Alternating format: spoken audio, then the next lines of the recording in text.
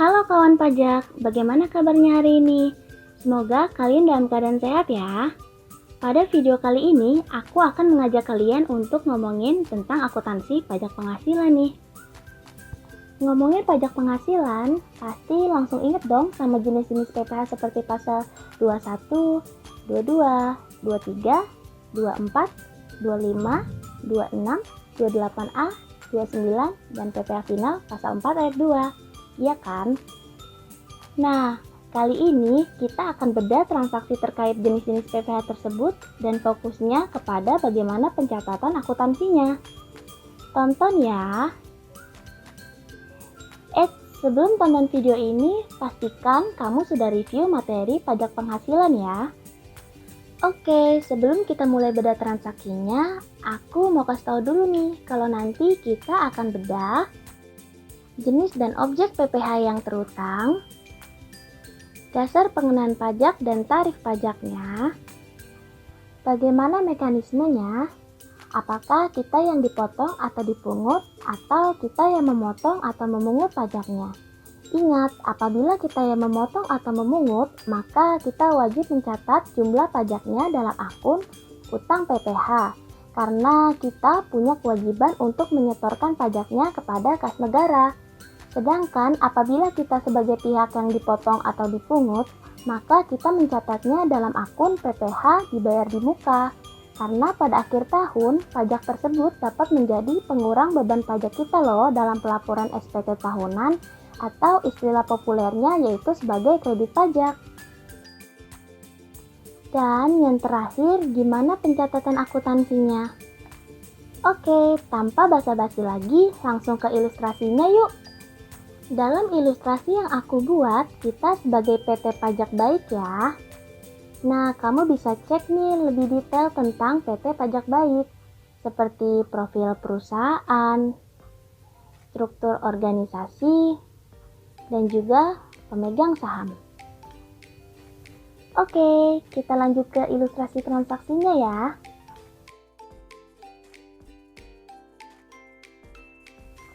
Pada tanggal 1 Maret 2019, perusahaan membayar honor konsultan pajak atas pemberian jasa konsultasi tahun 2018 sebesar Rp20 juta kepada Bapak Edi Sukoco, sarjana ekonomi.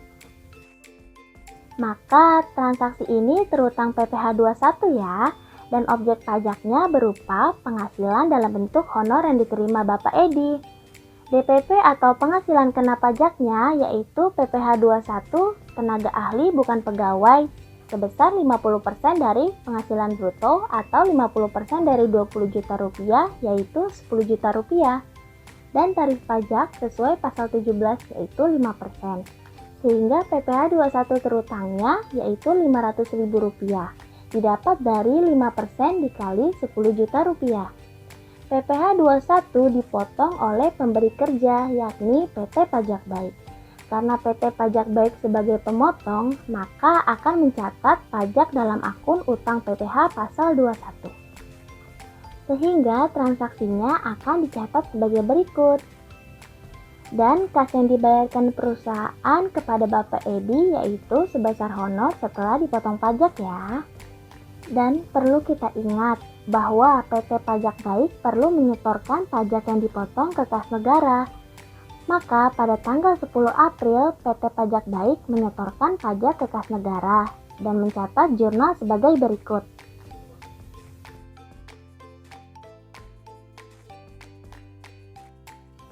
Selanjutnya, pada tanggal 5 Juni, PT Pajak Baik menjual kertas kepada pemerintah daerah Kota Jakarta senilai Rp1 miliar. Harga pokok penjualan atas kertas tersebut yaitu Rp700 juta dan pembayarannya baru diterima dari Bendahara Pemda Kota Jakarta pada keesokan harinya yaitu pada tanggal 6 Juni. Maka, atas transaksi ini terutang PPh pasal 22 ya, dan objek pajaknya berupa pembelian oleh bendahara.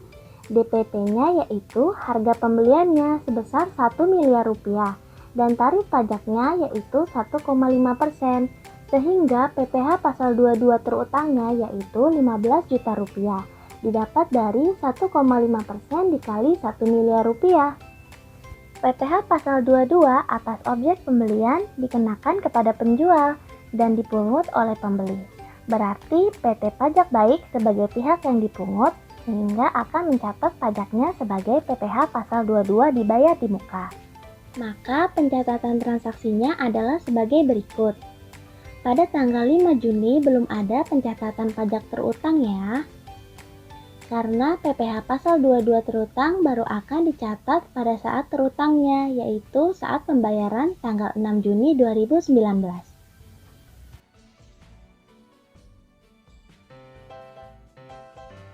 Selanjutnya, pada tanggal 10 Juli, perusahaan memberikan jasa konsultasi kepada PT Semangat dengan mendapatkan imbalan Rp500 juta secara tunai. Maka, peristiwa ini terutang PPh pasal 23 atas objek pajaknya berupa imbalan jasa konsultan. DPP-nya yaitu penghasilan bruto sebesar Rp500 juta dan tarif pajaknya yaitu 2%, sehingga PPh pasal 23 terutangnya yaitu Rp10 juta, didapat dari 2% dikali Rp500 juta. PPh 23 dipotong oleh pemberi penghasilan. Artinya PT Pajak Baik sebagai pihak yang dipotong, sehingga akan mencatat pajaknya sebagai PPh pasal 23 dibayar di muka. Pencatatan transaksinya adalah sebagai berikut. Sehingga kas yang diterima PT Pajak Baik yaitu imbalan jasa setelah dikurangin pajak ya. Kemudian, seperti informasi pemegang saham bahwa PT Pajak Baik memiliki 10% saham PT Pajak Sejahtera dan belum go public. Pada tanggal 17 September, melalui rapat umum pemegang saham, PT Pajak Sejahtera mengumumkan pembagian dividen sebesar Rp2 miliar. Maka, peristiwa ini terutang PPh pasal 23 ya, dan objek pajaknya yaitu dividen yang akan diterima PT Pajak Baik. DPP-nya yaitu jumlah bruto sebesar Rp200 juta berasal dari persentase kepemilikan dikali total dividen yang diumumkan, yaitu 10% dikali Rp2 miliar dan tarif pajaknya yaitu 15%, sehingga PPh 23 terutangnya sebesar Rp30 juta didapat dari 15% dikali Rp200 juta. PPh pasal 23 dipotong oleh pemberi penghasilan. Artinya PT Pajak Baik sebagai pihak yang dipotong, sehingga akan mencatat pajaknya sebagai PPh pasal 23 dibayar di muka. Perlu untuk diperhatikan, karena PT Pajak Sejahtera belum go public, artinya saat terutang PPh pasal 23 atas dividen yaitu pada tanggal pengumuman di RUPS ya. Nah, kalau nanti udah go public, maka saat terutangnya yaitu ketika tanggal pencatatan atau recording date-nya. Sehingga pencatatan transaksi pada tanggal 17 September atau pada saat pengumuman adalah sebagai berikut. Bisa dilihat piutang dividen yang dicatat PT Pajak Baik yaitu sebesar jumlah bruto setelah dikurangi pajak ya. Selanjutnya, pada tanggal 3 Oktober, perusahaan membayar Rp120 juta kepada PT Sewain Aja atas sewa gedung di daerah Jakarta untuk 3 tahun. Maka, transaksi ini terutang PPh final pasal 4 ayat 2 ya, dan objek pajaknya yaitu persewaan tanah dan atau bangunan. DPP-nya yaitu jumlah bruto nilai persewaan sebesar Rp120 juta. Dan tarif pajaknya yaitu 10%, sehingga PPh final terutangnya sebesar Rp12 juta didapat dari 10% dikali Rp120 juta. PPh final dipotong oleh pemberi penghasilan, artinya PT Pajak Baik sebagai pihak yang memotong, sehingga akan mencatat pajaknya sebagai utang PPh pasal 4 ayat 2. Dan pencatatan transaksinya adalah sebagai berikut. Kas yang akan dibayarkan ke PT Sewain Aja yaitu sebesar jumlah bruto setelah dipotong pajak ya. Dan perlu kita ingat bahwa PT Pajak Baik perlu menyetorkan pajak yang dipotong ke kas negara. Maka ketika menyetorkan pajak tersebut pada tanggal 10 November 2019, PT Pajak Baik akan mencatat sebagai berikut. Nah, gimana nih kawan pajak? Gampang kan? Oke, sekarang kita coba variasi objek pajak lainnya ya. Lalu pada tanggal 22 November, PT Pajak Baik membayar royalti sebesar $5.000 ke Excellency Services Ltd, sebuah perusahaan konsultasi internasional di negara Filipina. Kurs tengah BI sebesar 11.100 dan kurs Menteri Keuangan sebesar 11.200 merupakan kurs yang berlaku di tanggal transaksi tersebut. Maka transaksi ini terutang PPh pasal 26 ya atas objek pajak royalti. Perlu untuk diketahui, khusus transaksi dengan menggunakan mata uang asing, kita perlu mengkonversi terlebih dahulu ke rupiah. Maka ketika kita ingin menghitung nilai beban royalti yang akan dicatat, untuk mengkonversikan ke rupiah, kita menggunakan kurs tengah BI. Dan ketika ingin menghitung dasar pengenaan pajak, maka kita menggunakan kurs Menteri Keuangan. Sehingga beban royalti didapat $5.000 dikali 11.100 yaitu Rp55.500.000. Sedangkan DPP adalah jumlah bruto sebesar Rp56 juta didapat dari $5.000 dikali 11.200 dan tarif pajaknya yaitu 20%, sehingga PPh pasal 26 terutangnya sebesar Rp11.200.000 didapat dari 20% dikali Rp56 juta. PPh pasal 26 dipotong oleh SPDN yang melakukan pembayaran. Artinya PT Pajak Baik sebagai pihak yang memotong sehingga akan mencatat pajaknya sebagai utang PPh pasal 26. Pencatatan transaksinya adalah sebagai berikut. Sehingga kas yang akan dibayarkan ke Excellency Services Ltd yaitu beban royalti setelah dipotong pajak ya. Dan perlu kita ingat bahwa PT Pajak Baik perlu menyetorkan pajak yang dipotong ke kas negara. Maka ketika menyetorkan pajak pada tanggal 10 Desember 2019, perusahaan akan mencatat sebagai berikut. Kemudian, PT Pajak Baik selain memiliki usaha di Indonesia juga memiliki cabang usaha di luar negeri yaitu Vietnam dan Malaysia. Berikut ikhtisar penghasilan neto untuk tahun 2019. Berdasarkan tabel di atas, diperoleh penghasilan kena pajak sebesar Rp10 miliar, sehingga beban pajak atau PPh terutang pada tahun 2019 yaitu Rp2,5 miliar didapat dari tarif pajak PPh badan dikali PKP, yaitu 25% dikali Rp10 miliar. Perlu kita ingat, prinsip pajak Indonesia yaitu worldwide income menegaskan bahwa penghasilan yang diterima atau diperoleh dari dalam maupun luar negeri pasti akan dikenakan pajak penghasilan di Indonesia. Akan tetapi, bisa kita lihat dalam tabel sebelumnya bahwa pajak juga telah dikenakan di tempat penghasilan tersebut diperoleh. Sehingga untuk mengurangi dampak pajak berganda ini, Pasal 24 Undang-Undang Pajak Penghasilan mengatur bahwa pajak yang dibayar atau terutang di luar negeri atas penghasilan yang diperoleh atau diterima dari luar negeri boleh dikreditkan terhadap pajak yang terutang pada akhir tahun. Namun besarnya kredit pajak tersebut tidak boleh melebihi perhitungan pajak terutang menurut Undang-Undang Pajak Penghasilan.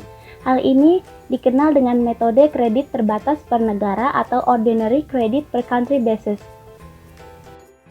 Dan besaran maksimal PPh pasal 24 yang dapat dikreditkan untuk setiap negara dihitung dengan formula sebagai berikut. Dengan menggunakan formula yang telah disebutkan sebelumnya, maka kita akan mendapatkan batas maksimal yang dapat dikreditkan di tiap negara antara lain. Untuk cabang Vietnam kita mendapatkan batas maksimal Rp125 juta. Untuk Malaysia kita mendapatkan batas maksimal Rp375 juta.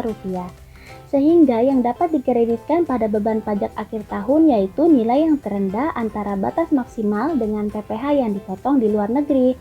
Untuk cabang Vietnam kita mendapatkan nilai Rp125 juta, sedangkan untuk Malaysia kita mendapatkan nilai Rp300 juta. Sehingga total PPh pasal 24 yang dapat dikreditkan yaitu Rp125 juta ditambah Rp300 juta yaitu Rp425 juta. Maka, atas data dan peristiwa di atas, perusahaan akan mencatat jurnal sebagai berikut. Pertama, pada saat pembayaran pajak terutang di luar negeri. PT Pajak Baik sebagai pihak yang dipotong oleh otoritas pajak luar negeri, maka akan mencatat pajak tersebut dalam akun PPh pasal 24 dibayar di muka, dan pencatatannya sebagai berikut. Kemudian pada saat pembebanan pajak terutang di luar negeri. Seperti telah kita hitung sebelumnya, bahwa kredit pajak yang diperbolehkan untuk dikreditkan hanya sebesar 425 juta rupiah. Sedangkan pajak yang kita bayar di luar negeri sebesar 450 juta rupiah. Maka dalam hal ini PT Pajak Baik mencatat selisihnya sebesar 25 juta rupiah sebagai beban pajak penghasilan pasal 24 sekaligus mengurangi saldo akun PPh pasal 24 dibayar di muka. Sebab yang diperbolehkan untuk dikreditkan di akhir tahun hanya sebesar 425 juta saja ya. Selanjutnya, PT Pajak Baik merupakan wajib pajak badan yang wajib membayar angsuran PPh pasal 25 setiap bulan. Besarnya angsuran yang harus dibayar per bulannya yaitu 160 juta rupiah. Dan angka ini dihitung berdasarkan PPh terutang tahun pajak sebelumnya, dikurang dengan PPh yang dipotong atau dipungut oleh pihak lain dan dibagi 12 bulan. Untuk mengetahui bagaimana mencatat pembayaran angsurannya, aku berikan ilustrasi sebagai berikut. Pada tanggal 10 Desember 2019, perusahaan membayar angsuran PPh pasal 25 bulan November sebesar 160 juta rupiah. Sehingga jurnalnya sebagai berikut. Nah, perlu diingat, angsuran PPh pasal 25 yang dibayar untuk setiap masa pajak ini juga dapat menjadi kredit pajak pada akhir tahun ya. Pada akhir tahun pajak dapat dihitung besarnya pajak penghasilan terutang untuk 1 tahun pajak. Dari pajak penghasilan terutang tersebut, sebagian dilunasi melalui pemotongan atau pemungutan PPh oleh pihak lain dan sebagian dibayar sendiri oleh wajib pajak melalui angsuran PPh pasal 25. Jika PPh yang sudah dipotong atau dipungut oleh pihak lain dan PPh pasal 25 yang dibayar sendiri lebih besar daripada PPh terutang, maka akan timbul PPh lebih bayar atau PPh pasal 28A. PPh pasal 28A ini merupakan piutang wajib pajak kepada negara. Sebaliknya, jika PPh terutang lebih besar daripada PPh yang sudah dipotong atau dipungut oleh pihak lain dan PPh pasal 25 yang dibayar sendiri, maka timbul PPh kurang bayar atau PPh pasal 29. PPh pasal 29 merupakan utang pajak penghasilan yang harus disetor ke negara sebelum SPT tahunan PPh disampaikan. Sehingga, berdasarkan transaksi-transaksi yang telah terjadi sebelumnya, maka kita harus menghitung berapa PPh kurang bayar atau lebih bayar PT Pajak Baik.